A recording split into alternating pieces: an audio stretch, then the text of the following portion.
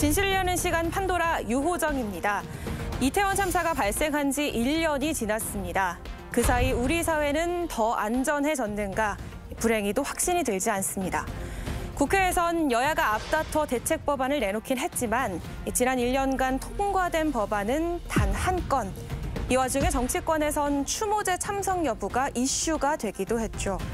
이 슬픔에 빠진 국민을 보듬고 안전한 대한민국을 만드는 것. 정치권이 최소한의 역할은 했는지 냉정하게 돌아보길 바라면서 판도라 본격적으로 시작합니다.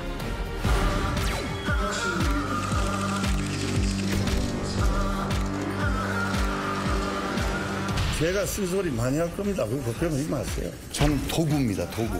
기초를 우리가 다집니다. 대통령하고도 거침없는 얘기할 거니까. 좀 시간 좀 줘요. 제가 다음 주면은. 거침없이 대화. 술 잘 드신다. 말 많다. 파란 눈의 윤석열이다. 말이 일단 좀 많긴 해요.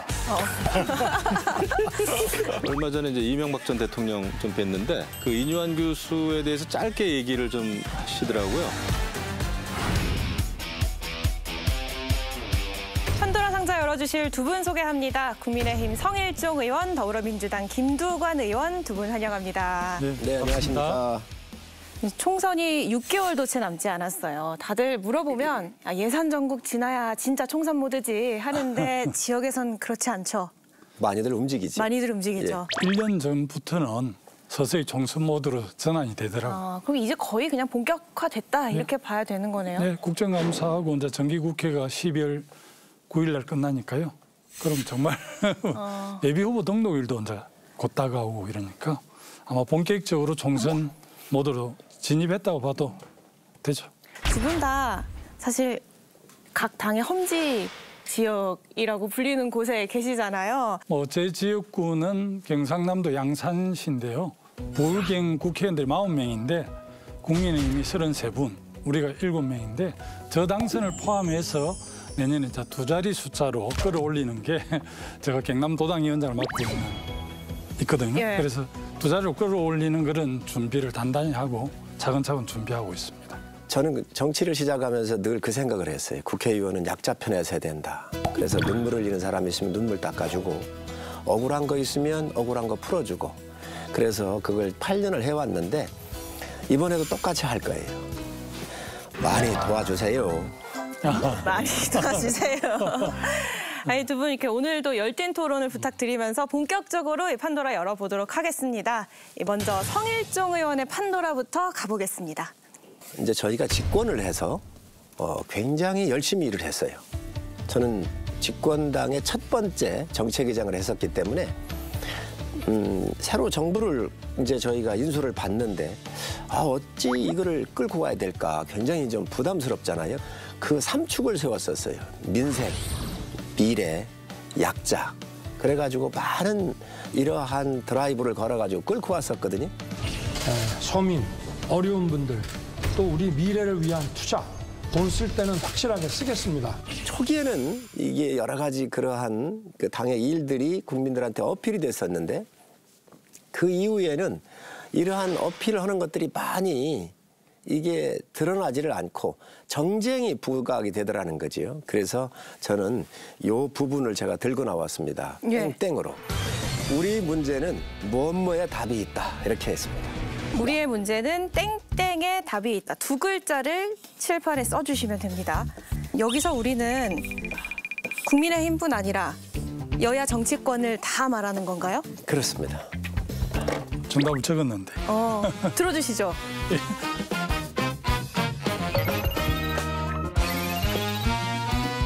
우리의 문제는 용산에 답이 있다. 땡 틀렸습니다. 그렇습니다. 저는 용사인 줄 알았는데. 저희가 생각한 것은 집권 여당은 역시 뭐니 해도 민생입니다. 민생의 답이 있습니다.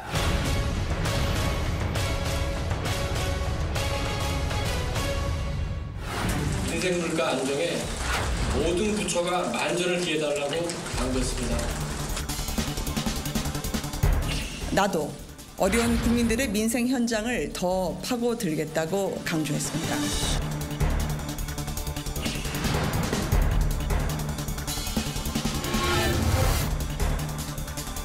윤석열 대통령이 최근 들어서 이렇게 민생, 소통, 현장을 강조하고 있는 이유 뭐라고 보세요?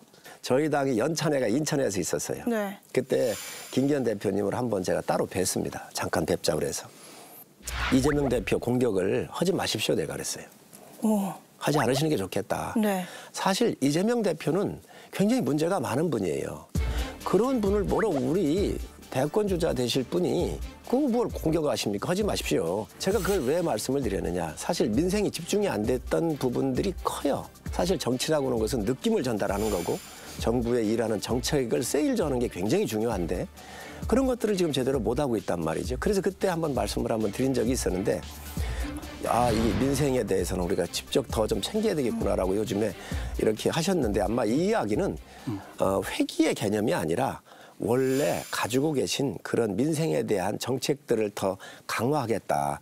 새 정부가 이제 노동, 교육 또 이렇게 의료계획 분야를 중심으로 놓고 이제 계획 의제를 냈을 때 우리 국민들께서 굉장히 관심을 많이 갖고 이제 윤석열 정부가 새롭게 뭔가 민생과 계획을 좀 챙기는가 보다 이렇게 생각을 했는데 그게 잘 진행되지 않은 게 좀 구체적인 프로그램이 많이 없었고 윤석열 정부가 초창기에 야당과 충분하게 협치를 하고 협력을 구하고 또 국정을 이렇게 논하고 이렇게 했으면 지금 우리 성일종 의원이 말하는 그런 성과들이 꽤 많이 나타났을 텐데 그렇게 안 되다 보니까 국회가 계속 정쟁이 되면서 이 윤석열 정부 하고자 하는 일들이 굉장히 어쨌든 발목이 잡혔죠. 그래서 우리 국민들의 기대가 많이 무너졌습니다. 사실 윤석열 정부가 힘이 없는 정부거든요. 왜 그러냐면 입법부 민주당에 의해서 완전히 장악돼 있죠. 저희가 입법 하나 통과시킬 수가 없습니다. 사실 저희가 아무것도 할 수 없는 아주 약한 정부인데 민주당이 프레임을 잘 잡았지요. 야당 탄압이라고. 그러면서 네. 이재명 대표의 사법 리스크에 대해서 이 탄압받는 이 연출을 너무너무 잘했잖아요. 여기에서 사법 리스크로부터 저희가 지속하지 못한 아주 뼈아픈 일이 있어요. 그래서 직접 모든 관료들이 현장에서 뛰고 또 현장의 이야기를 받아와가지고 정책에 녹여야 되겠다라고 하는 국정 기조의 큰 변화가 지금 일고 있다 이렇게 말씀드릴 수 있습니다. 국민 목소리를 듣는 타운홀 미팅을 검토하고 있다라는 얘기도 나오죠. 이렇게 되면은 앞으로 국민을 직접 만나는 자리도 만들어질 걸로 보십니까? 저도 뭐 도정이나 또 군정을 했을 때 늘 현장에서 주민들 또 도민들 만나서 많은 아이디어도 얻고 예. 지혜도 구하고 그렇게 했었거든요. 재래시장이 대통령이 한 번 방문한다 해서 재래시장 경제가 활성화되지는 않지만 그 고생하시는 그런 마음을 대통령께 알아주신다는 거는 굉장히 그 시장 상인으로서는 좋은 일이거든요. 그래서 저는 뭐 타운홀 미팅을 비롯해서 현장에 자주 대통령께서 가시는 거는 경호실에서 좀 고생하겠지만 국민들은 좋은 일이라고 생각합니다. 옛날에는 쪽지를 줘서 요요 얘기만 하십시오 이랬잖아요. 요즘은 그렇지 않아요. 옛날에 그랬어요? 그랬습니다. 그런데 요즘은요. 국민들 수준이 높고 대통령에 대해서 큰 정책이라든지 현장에 있는 그대로 전달을 많이 합니다. 그렇기 때문에 그 받는다는 의미가 있고 두 번째로는 후보일 때 타운홀 미팅을 많이 했잖아요. 후보의 초심으로 돌아가서 아마 현장을 한 번 더 챙기고 또 그 처음에 후보였던 마음으로 돌아가서 나라를 챙기겠다라고는 이러한 현장 중심의 행정을 국가의 중심축을 현장으로 옮기겠다라고 하는 그런 의미라고 보시면 될 것 같습니다. 이렇게 두 분 다 긍정적으로 이 기대와 평가를 해주셨는데요. 그런가 하면 당무에 복귀한 이재명 대표의 첫 메시지. 윤 대통령께서 이번 순방에서 또 우리 교육이 이념에 사로잡혀 있다라면서 이념 논쟁을 다시 제기했습니다. 말 따로 행동 따로, 요즘 말로 말따 행따.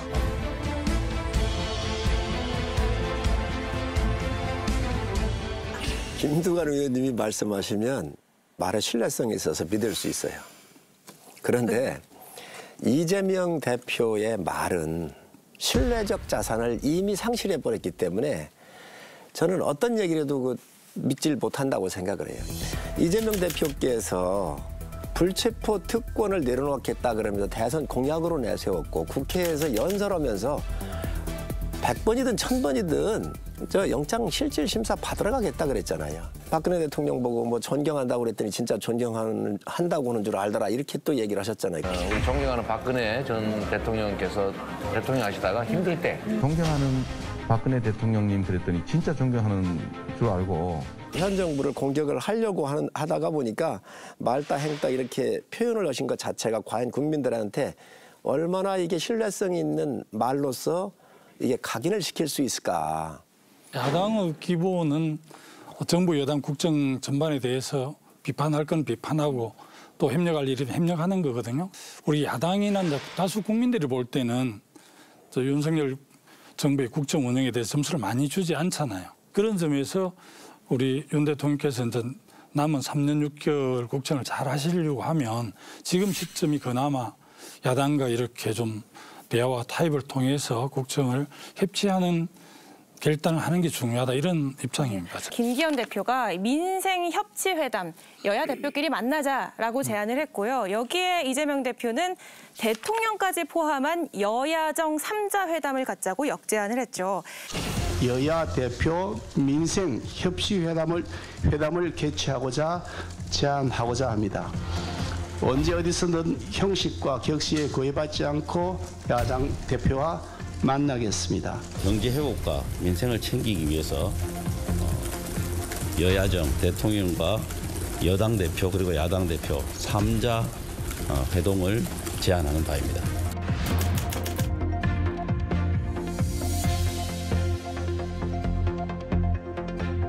여야 대표 만남이 우선이다. 이런 입장으로 해석해야 될까요? 저는 대통령을 여러 번 뵙기도 했지만 또 국회에서도 국회의장님이나 부의장님들 대통령하고 여러 차례 보시고 식사도 하셨어요. 예. 공통된 이야기가 있습니다. 뭐요? 정말 제대로 된 야당 대표를 만난다고 하면 대통령 한 달에 서너 번씩 만나자고 하실 분이에요. 그리고 얘기가 되시는 분이에요. 얼마든지. 그 말씀은 그런데 지금 이재명 대표는 절대 둘이 만날 일 없을 거다. 저는 그렇게 봐요. 이 민생과 관련되는 법안들을 양당 대표가 좀 풀어주셨으면 좋겠다. 단 대통령은 행정부를 관리하고 있는 분이시잖아요. 컨트롤하고 계신 분이시잖아요. 그렇기 때문에 사실 수사받고 재판받는 분 만난다는 것 자체가 굉장히 부담이 있을 거로 봐요. 국민의힘은 그렇지 않다고 생각하지만 지금 국민들은 국민의당이 100석이 넘는 여당인데 용산 출장소 이렇게 생각을 하는 거예요. 그러니까 이제 이재명 대표 인식 속에 김기현 대표가 당대표이긴 하지만 뭐 거의 재량이 없다고 보는 거죠. 당대표 회담을 해서 어떤 합의를 해도 그 용산 대통령실에서 보정을 안 하면 아무런 의미가 없기 때문에 그래서 3자 회동을 하는 게 맞다 이렇게 보고 또 좀 넓히면 여야 당대표, 원내대표, 대통령 5자 회담 이렇게 해도 될 것 같아요. 그래서 좀 더 이렇게 국정을 맡고 있는 여당이 좀 오지랖이 늦게 이렇게 통 크게 좀 해야 이게 풀리지. 뭐 사불 리스크가 있어서 안 만난데 이렇게 하면 뭐 여야가 어떻게 만나겠습니까? 대통령 만나면 민생 문제가 해결이 되고 김기현 대표인 여당 대표를 만나는 것은 뭐 민생 해결에 도움이 안 된다? 그게 아니고 지금 사법 리스크가 있기 때문에 대통령을 만나는 것 자체가 유리하지요. 이재명 대표 입장에서는 이미지적인 측면에서 훨씬 유리하고. 근데 대통령은 만나기가 굉장히 저는 어려울 거로 봐요. 윤석열 대통령 당선에 대해서는 어쨌든 국민들이 선택해서 존중하되 또 21대 국회에 180석 가깝게 지금 야당을 준 것은 또 그 나름대로 국민의 뜻이거든요. 나는 그걸 서로 존중하면서 정말 회동을 통해서 민생 문제를 좀 잘 풀어나갔으면 좋겠다 이런 입장이고 그렇게 못할 이유가 별로 없다. 양쪽 다 물러서지 않을 것 같은 네, 이 싸움 국민들이 지켜봐야 하는 상황인데 이런 가운데 여야가 모처럼 보기 좋은 약속을 했습니다.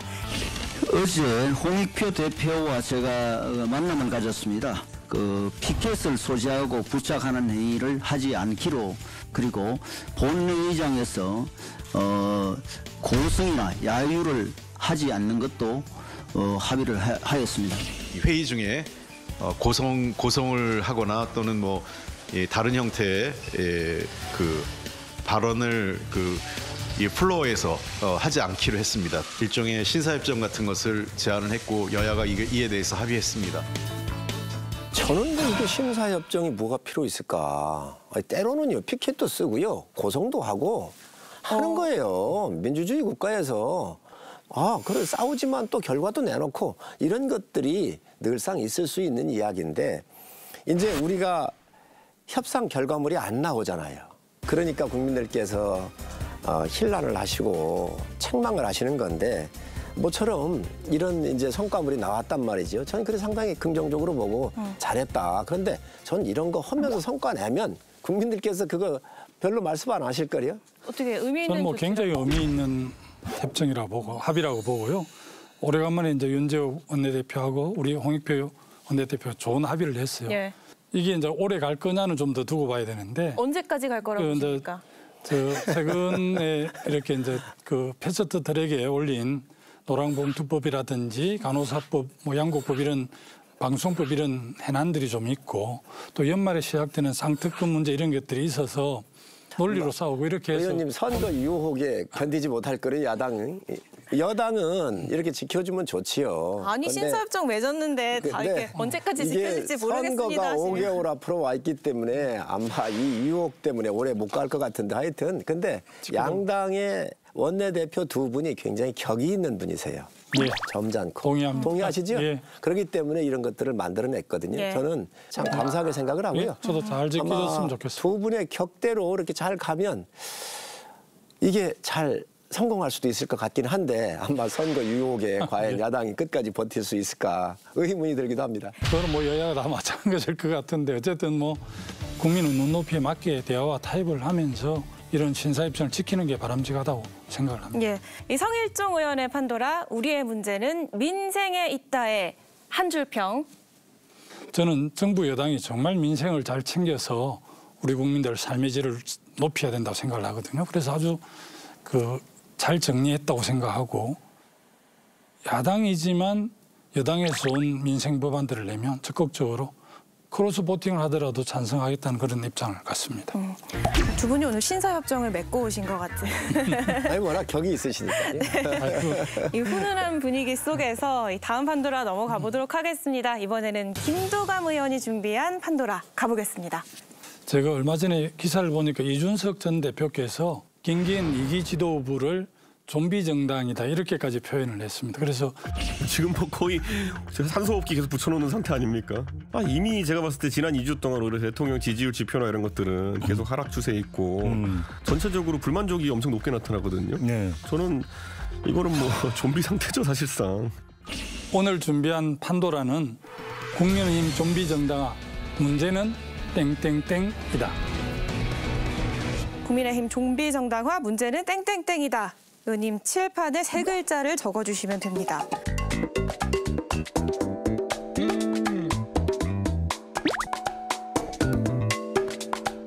들어주시죠. 느낌이 나이도 있고 먹는 약도 있으니 독감 접종을 권하더군요. 그래서 신중히 상의했죠. 심혈관 질환자에 대한 임상 데이터가 있는지. 독감 백신 알면 알수록 트리플 테트라. 우리도 3명 중 1명이라고. 에이, 그 1명이 나겠어? 우리 나이도 생각해야지. 난 괜찮은 것 같은데. 고혈압, 당뇨, 심혈관 질환, 코로나19까지 조심해야겠네. 맞습니다. 나도 당신도 대상포진 대상자. 의사와 상담하세요. 드디어 고르기부터 고려봇이 완성됐습니다. 고객 분석 시스템, 엄선된 다양한 상품, 놀라운 재구매율, 고객 분석 완료. 판촉물은 고려기프트. 시네어 테크놀로지. 겨울옷이 여름옷만큼 가벼울 수 있을까? 이렇게 가벼운데 놀랍도록 따뜻한 게 진짜 신기술. 시네어 슈퍼라이트 K2.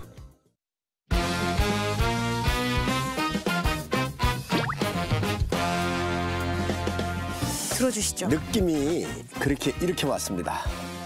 맞습니까? 예, 정답입니다. 대단하십니다. 그거 맞추는 거 진짜. 왜 그러냐면요. 오랜만에 보는 것 같은데요. 왜 그러냐면 이준석 대표가 요즘에 공격의 날을 세우는 게 대통령입니다. 예, 사실은 뭐 앞에 계신 이제 승의원 동의를 안 하시겠지만, 하여튼 대통령 중심제가 갖고 있는 권력의 그 한계가 그런 것 같아요. 사실은 뭐 지금 김기현 당대표가 정권을 가지고 한다고 그러고 하지만 거의 뭐 용산의 그 그 그늘에 벗어나지 못하는 것 같고요. 우리 국민들은 그 용산의 위력에서 벗어나지 못하는 국민의힘이다. 내년 총선에서도 용산을 의도대로 공천을 하거나 뭐 전략적 방향을 정하면 총선이 굉장히 어려울 거라는 그런 전망들을 먼저 바깥에서 하잖아요. 그래서 사실은 국민의힘 지도부는 어떻게 보면 지금 좀비 정당이다 이렇게 해석을 합니다. 많은 사람들이.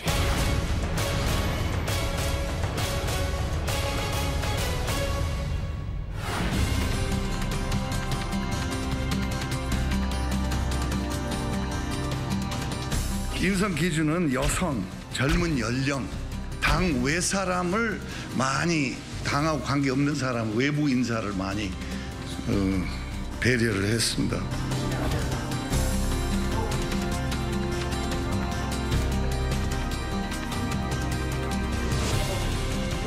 당에 쓴소리하는 비공개 인사들을 포함되지 않았는데 제가 쓴소리 많이 할 겁니다. 그거 걱정하지 마세요. 출범 이후 실제로 뭐 당내 변화가 생기고 있습니까? 좀 분위기 달라지고 있어요? 인요한 위원장 자체가 주는 이미지가 히딩크 같은 이미지잖아요. 히딩크. 그렇습니다. 히딩크 같은 경우는 원칙 소신을 가지고 예. 정말 능력에 맞게 자기 능력을 감독으로서 충분히 발휘하셨잖아요. 한 사람의 선수들의 특장을 살려가지고 한국 축구를 4강에 올려놓은 분이시지요. 이제는 이미지는 좋으니까 내용물이 이제 중요한 것이죠. 컨텐츠가 있어야죠. 이제 예. 어떠한 쇄신의 책을 그 안에 담아내느냐에 따라서 앞으로 굉장히 이 운명이 달려 있다고 생각을 합니다. 와이프와 아이 빼고는 다 바꿔야 한다. 많은 사람이 내려놔야 한다라면서 고강도 쇄신을 예고했습니다. 그러기 위해선 권한이 뒤따라야 하는데요. 김기현 대표로부터 무서울 정도로 권한을 많이 받았다라고 했습니다. 그거를 내용물로 담아내야지요. 구체화시켜야지요. 아마 인요한 위원장이 담아내면 성공을 할 것이고요. 담아내지 못하면 뭐 실패할 텐데 어쨌든 지금 구성원들을 좀 낮게 평가를 하시는데 오신환 의원이 눈에 띄어요. 그리고 김경진 의원도 전 의원도 두 분 다 국회의원 하셨거든요. 다 서울의 지역구를 갖고 계세요.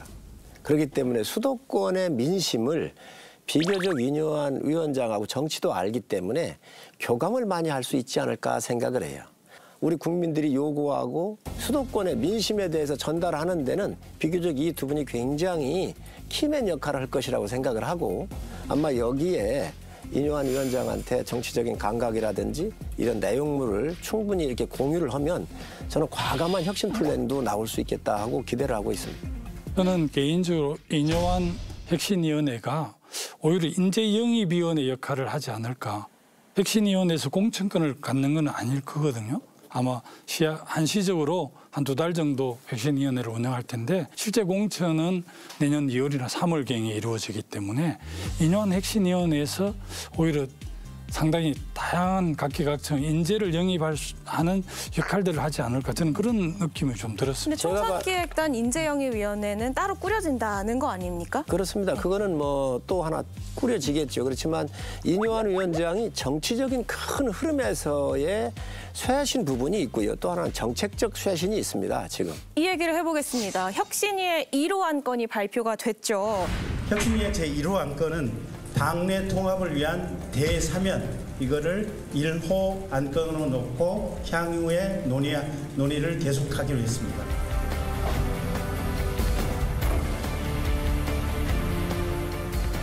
당내 통합의 방점이 찍혔다라고 보여지는데 1호 안건으로는 어떻게 평가하십니까? 야당이 박하게 평가를 하시겠지만 우리가 대선을 이길 때 26만 표 차로 이겼잖아요. 정말 작대기까지 다 끌고 와도 그만큼 이긴 거예요. 네. 그러니 인요한 위원장의 입장에서는 어쨌든 큰 틀에서 용광로처럼 다 함께 녹여보자. 그래서 아마 이 아이디어를 냈다고 보고 당이 하나로 함께 가자라고 주는 메시지는 나쁘지 않은 것 같습니다. 괜찮은 시작이었다. 그런데 이준석 전 대표 이렇게 반응했습니다. 우격다짐으로 아량이라도 베풀듯이 이런 식으로 접근하는 것은 사태를 악화시킵니다. 권력의 횡포를 지적하는 좀 더 근본적인 것을 하십시오. 홍준표 시장은요. 사면 바라지 않는다. 장난도 아니고 그런 짓 하지 마라. 니들끼리 총선 잘해라. 라고 얘기를 했습니다. 홍준표 시장의 말이에요? 제 말이 아니라? 예. 아이고. 이렇게 되면은 통합이 우려가 되는 상황이 아닌가 싶습니다. 민주당 혁신위원장이 의도했던 건 아주 다르게 반응을 해서 혁신위원회 첫 번째 안으로는 많이 당황스럽겠습니다. 제가 볼 때는. 당황스럽겠습니다. 예.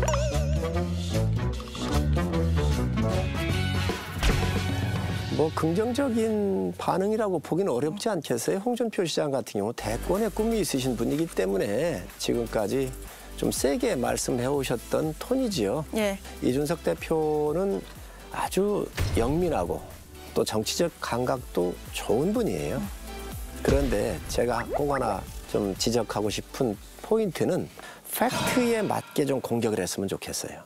이성적 정치가 아니고 감정적 정치를 하는 느낌이 들어요. 그래서 어쨌든 우리 당의 젊은 정당으로 바꾸고 또 당대표가 됐었던 정치적 무게감을 갖고 있는 굉장한 자원입니다. 그렇기 때문에 거기에 맞게 어떤 반응을 하든 어쨌든 통합이라고 하는 큰 그라운드를 만든 것은 저는 그렇게 나쁘지 않다고 생각을 해요. 예, 이준석 전 대표 최근 신당 창당 문을 열어둔 상황이죠.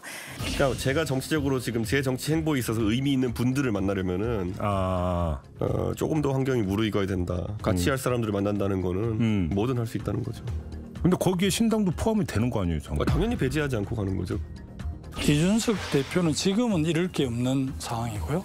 아마 뭐 자기가 3번이나 출마했던 노원구에 공천이 주어지면 예. 신당 창당은 안 하겠죠. 국민의힘에서 열어주지 않으면 뭐 신당 창당할 수밖에 없지 않을까.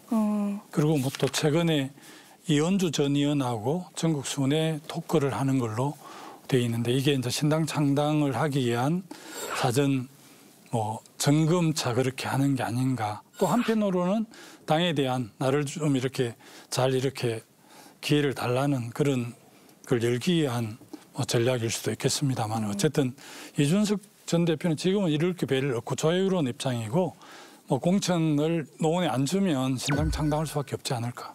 비난이 세다고 하는 거는 애정이 있다는 이야기잖아요. 그렇기 때문에 저는 신당 만들기가 어려울 안 만들 거라고 생각을 하고 두 번째는 전에 그 바른정당인가 나가가지고 한번 신당을 한번 만들어봤잖아요. 실패했잖아요. 그 경험도 전 있기 때문에 비교적 가능하면 본인이 당대표를 한 지금 국민의힘에서 둥지를 틀라고 하지 뭐 여러 가지 가능성은 내비쳐도 그 실행으로 옮길 확률은 굉장히 낮다고 보여집니다. 총선 얘기로 뜨거워졌는데 선수로 뛰실 두 분 얘기를 안 들어볼 수 없겠죠. 일단 두 분 모두 출마하시죠. 네, 그렇습니다. 그리고 지역구 그대로 출마하시는 거죠? 그렇습니다. 그래서 저희가 1분 시간을 드리려고 합니다. 예. 일단은 분위기부터 일단 보면은 김두관 의원님 경남 양산시 을 예. 민주당 입장에서는 경남 험지잖아요. 네, 그렇습니다. 지금 분위기 어떻습니까? 여전히 뭐 정당 지지율은 국민의힘이 한 10% 정도 앞서고 있고요. 또 제가 도지사도 하고 또 뭐 내각의 국무위원도 하고 이런 또 마을 이장부터 꾸준히 이렇게 성장해온 이런 부분에 대해서 좀 따뜻한 눈으로 바라보아 주셔서 거의 뭐 박빙인 것 같아요. 양산 시민들과 자주 소통하고 또 제가 한 역할들 잘 홍보도 하고 이렇게 해서 내년에 양산을에서 시민들의 선택을 받을 수 있도록 최선을 다하겠습니다. 정당 지지율 10% 차이 났는데 박빙인 거는 진짜 어려운 일이죠. 개인기가 있으신 거죠. 정말 개인기 있으신 거죠. 그리고 우리 김두관 의원님은 김포에서 당선되셨었잖아요. 김포는 좋은 곳일 거예요, 아마. 예. 양산보다. 예, 그런데 여기를 후배들한테 주시고 지금 험지인 또 양산으로 가셔서 싸우고 계시기 때문에 민주당 입장에서는 굉장한 장수지요. 저는 우리 김두관 의원님 같은 경우는 아마 국가를 위해서 앞으로 큰일 하실 거라고 저는 기대하고 있습니다. 송구합니다. 신사협정. 일단 성 의원님, 충남 서산시 태안군. 충남하면은 충청하면은 국민의 입장에서는 사실 쉽지 않은 지역인 거잖아요. 충청도에서 저희가 압승을 하면은 이번 선거 이깁니다. 왜 그러냐면 경기 서남권이라든지 인천 같은 데는 우리 충청도 분이 굉장히 한 30, 40%씩 이렇게 살고 계세요. 그러니까 대선 때도 충청도의 분위기가 좋으면 대선에서 저희가 이긴 적이 있습니다. 그래서 이번에 반드시 우리 충청도가 더 열심히 해가지고 윤석열 정부의 성공을 이끌 수 있도록 뒷받침해야 되지 않겠나 생각을 합니다. 성일종 의원께서는 이제 정책위 의장을 하시면서 서산시하고 태안군 시민과 국민들의 큰 선물을 드린 게 있거든요. 서산의료원에 내심혈관 센터를 만들어서 이 서울로 오려고 그러면 골든타임을 놓쳐가지고 회복하기 힘든데 서울대 의대하고 이렇게 협력을 해서 5분 의사들이 상주하면서 7분입니다. 7분입니까? 시민들의 건강을 완전 지켜주셨기 때문에 아마 뭐 좋은 결과가 나오실 것 같아요. 두 분 여유가 느껴지는데 저희 1분 안 드려도 될 것 같지 않습니까? 그럼 저희 이제 마무리를 좀 해보도록 하겠습니다. 김두관 의원의 판도라, 국민의힘 좀비 정당화, 문제는 대통령이다의 한 줄 평. 대통령 너무 많이 욕하지 마십시오. 오늘 판도라 여기까지 듣고요. 다음 이슈 토크로 넘어가 보겠습니다. 함께해 주신 두 분 고맙습니다. 감사합니다.